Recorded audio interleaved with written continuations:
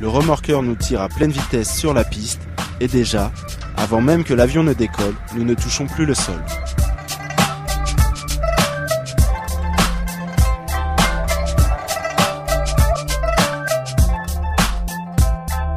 Et nous voici dans les airs, moi et mon instructeur.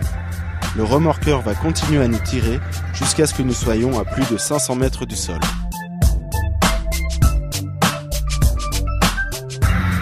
Voilà, ils viennent de larguer. Voilà, donc là, je te dis, vers 650 mètres, j'ai largué de l'avion remorqueur. Et là, on est dans une ascendance.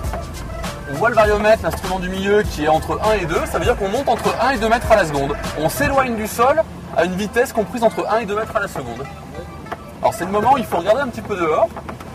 Le moment où on spirale, parce que ça peut rendre un petit peu nauséeux pour les premiers vols. Le vol en planeur est très calme et très silencieux. Nous ressentons seulement quelques secousses lorsque nous rentrons et sortons des ascendances. Ces mouvements d'air qui remontent et nous font prendre de l'altitude. Ils sont montés de 500 mètres à 900 mètres du sol dans l'ascendance quand même. Hein. Toute cette énergie gratuite là. Alors on parle beaucoup d'énergie renouvelable, etc. Il y a une énergie phénoménale tous les jours d'été qui se dégage dans le ciel en France et que seuls les planeurs, les oiseaux, les parapentes, les deltas utilisent. Donc là, ce planeur qui fait 600 kg, il est remonté de 500 mètres à 900 mètres en 3 minutes seulement. Et là, ça leur permet de faire une ligne droite, d'aller vers un autre nuage et ainsi de suite. Et vous voyez, les nuages au loin, on peut faire comme ça des distances de 300, 400, 500, jusqu'à 1000 km en France.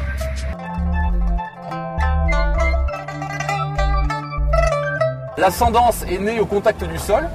Elle a grosso modo la forme d'une colonne verticale qui s'élève. Et nous, pour rester dans cette colonne et profiter de la zone ascendante, qu'est-ce qu'on fait? On se met à tourner sur place pour rester au sein de la colonne d'air ascendante. Et notre planeur, qui ne sait faire que descendre en fait, un planeur ça descend. Quand ça vole, ça descend. En fait, il descend dans de l'air qui monte plus vite.